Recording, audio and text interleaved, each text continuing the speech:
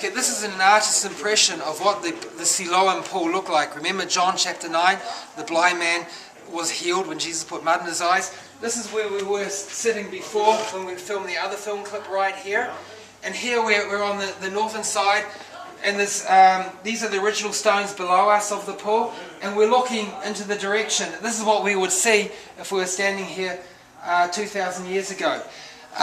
In Jesus' time there were two famous Jewish rabbis, Hillel and Shammai, and they used to teach in pairs, and they used to complement one another. Hillel was known to be liberal, and Shammai was known to be strict and complicated. And you can see right here, you can see this man taking his son by the hand. Every Jew 3 times every year has to make the pilgrimage to Jerusalem 3 times. Do you know, Angelina? Pesach, Shavuot, Sukkot. Yeah, Pesach, which is actually the Feast of Unleavened Bread, Pentecost, and Tabernacles. So this man is holding his hand, and over here, if you can come over here, Joe, and have a look here, there's a boy on the man's head. There's a boy sitting on his man's shoulders, on his father's shoulders. Can you film me here again? Now, these rabbis argued. They said, what age do you have to make pilgrimage to Jerusalem every year? And so Hillel says, when you're old enough to hold your father's hand, you have to make a pilgrimage to Israel 3 times every year.